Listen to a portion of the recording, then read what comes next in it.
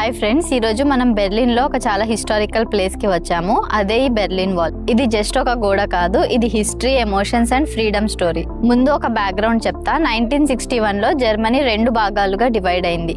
East Germany and west Germany. East Germany people freedom లేకుండా జీవించాల్సి వచ్చింది. అందుకే వెస్ట్ జర్మనీకి పారిపోయేవాళ్ళు. అది ఆపడానికి ఈ బెర్లిన్ వాల్ నిర్వహించారు. ఈ గోడ ఎంత స్ట్రిక్ట్ గా ఉండేదో మీకు తెలుసా? ఇక్కడ గార్డ్స్ ఉండేవారు, షూట్ ఆర్డర్స్ కూడా ఉండేవి అండ్ ఎలక్ట్రిక్ ఫెన్సెస్ కూడా ఉండేవి. అంటే ఈ గోడ క్రాస్ చేయడం అంటే లైఫ్ రిస్కే. ఇప్పుడు మీరు చూస్తున్న ఈ గోడ ఒకప్పుడు ఫ్యామిలీస్ ని విడదీసింది. బట్ ఈ స్టోరీ ఇక్కడితో ఆగిపోలేదు. 1989లో అందరూ ప్రొటెస్ట్ చేసి ఆ గోడను పడగొట్టేశారు. ఆ రోజు ప్రజల ఆనందానికి హద్దులు లేవు. స్ట్రేంజర్స్ హగ్ చేసుకున్నారు, ఫ్యామిలీస్ కలిసిపోయాయి అండ్ ఫ్రీడమ్ వచ్చింది. అందుకే దీన్ని ఈస్ట్ సైడ్ గ్యాలరీ అంటారు.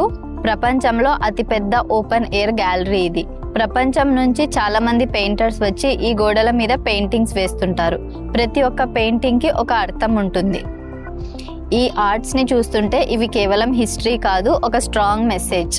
So wall divides people but humanity connects people. ఇప్పుడు మనం చూస్తున్నది స్ప్రీ రివర్. బెర్లిన్ నగరం మధ్యలో ప్రవహించే చాలా ఫేమస్ రివర్ ఇది. ఈ రివర్ చూస్తుంటే చాలా పీస్ఫుల్ గా ఉంది కదా, కానీ బెర్లిన్ వాల్ కాలంలో ఈ స్ప్రీ రివర్ కూడా ఒక బార్డర్ లా మారిపోయింది. ఒకవైపు ఈస్ట్ బెర్లిన్, ఇంకోవైపు వెస్ట్ బెర్లిన్. చాలా చోట్ల ఈ రివర్ దగ్గర కూడా స్ట్రిక్ట్ సెక్యూరిటీ ఉండేది. పీపుల్ ఫ్రీడమ్ కోసం వెస్ట్ బెర్లిన్ వైపు ఎస్కేప్ అవ్వడానికి ట్రై చేసేవారు.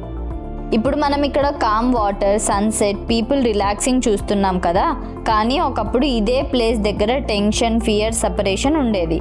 బెర్లిన్ వాల్ స్టోరీలో ఇంట్రెస్టింగ్ థింగ్ ఏంటి అంటే ఇది కేవలం కాంక్రీట్ వాల్ మాత్రమే కాదు.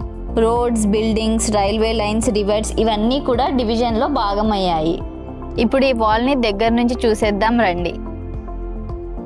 ఇప్పుడు మనం ఈ వాల్ పక్కన నడుస్తున్నాం కదా, ఇక్కడ చాలా ఇంట్రెస్టింగ్ అండ్ చాలా మంది మిస్ అయ్యే ఫ్యాక్ట్స్ ఉన్నాయి. ఈస్ట్ జర్మనీని సోవియట్ యూనియన్ కంట్రోల్ చేసేది. వెస్ట్ జర్మనీని యుఎస్ఏ, యూకే, ఫ్రాన్స్ కంట్రోల్ చేసేవి.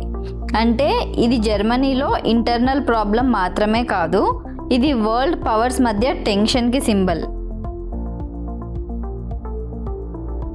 ఈ బెర్లిన్ వాల్ మొత్తం సిస్టమ్ లెంత్ 150 కిలోమీటర్స్కి పైగా ఉండేది. బెర్లిన్ సిటీని పూర్తిగా సరౌండ్ చేసింది. అంటే ఎస్కేప్ అవ్వడం ఆల్మోస్ట్ ఇంపాసిబుల్.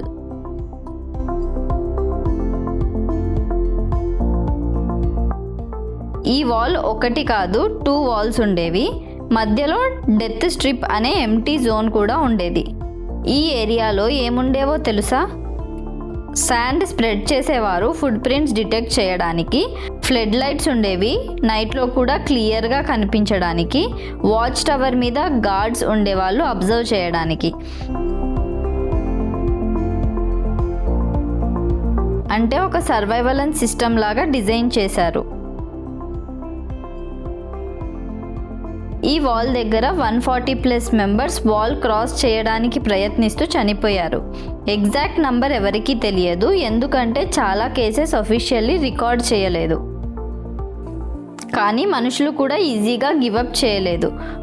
ఒక గ్రూప్ అందరూ టన్నల్ తవ్వి 50+ మెంబర్స్ బయటకు తీసుకెళ్లారు.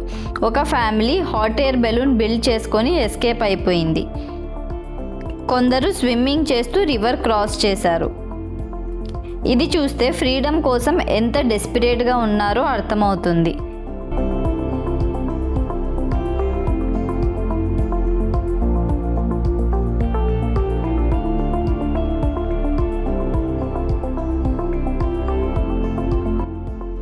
మీరు వాల్ని క్లోజ్గా నోటీస్ చేస్తే వాల్ పైన స్మూత్ రౌండ్ పైప్ లాంటిది ఉంటుంది.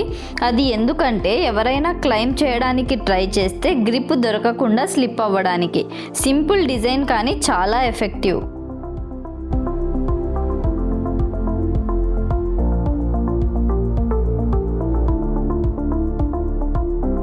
ఇప్పుడు మనం చూస్తున్న ఈ ఈస్ట్ సైడ్ గ్యాలరీ 1.3 కిలోమీటర్స్ లెంత్తో వరల్డ్లో లాంగెస్ట్ ఓపెన్ ఎయిర్ గ్యాలరీ ఇది.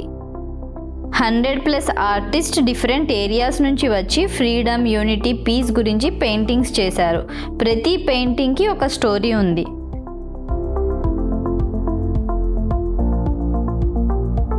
ఇక్కడ మీరు చూస్తున్న ఈ గ్రాఫిటీ వాల్ దగ్గర ఒక ఇంట్రెస్టింగ్ విషయం ఉంది. బెర్లిన్ వాల్ పడిపోయిన తర్వాత ఈ గోడను పూర్తిగా తొలగించకుండా కొంత భాగం హిస్టరీ కోసం గుర్తుగా అలాగే ఉంచారు. ఒకప్పుడు ఈ గోడ మీద వార్నింగ్ సైన్స్ ఉండేవి, గార్డ్స్ ఉండేవాళ్ళు, పీపుల్ దగ్గరికి రావడానికి కూడా భయపడేవాళ్ళు. కానీ ఇప్పుడు ఈ బెర్లిన్ వాల్లో మిగిలిన భాగం చూడడానికి ప్రపంచ నలుమూలల నుండి టూరిస్టులు వస్తున్నారు. ఎందుకంటే ఇది ఒక నార్మల్ వాల్ కాదు, ఇది ఒక జనరేషన్ ఎక్స్పీరియన్స్ చేసిన పెయిన్ అండ్ స్ట్రగుల్కి ఫైనల్లీ చేంజ్కి వచ్చిన సింబల్.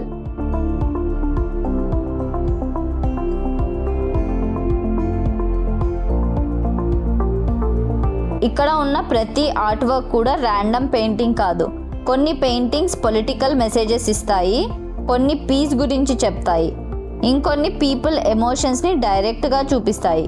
అందుకే ఈ వాల్ని చూస్తున్నప్పుడు కేవలం కలర్స్ మాత్రమే కాదు, ఆ కలర్స్ వెనుక ఉన్న హిస్టరీని కూడా ఫీల్ చేయాలి.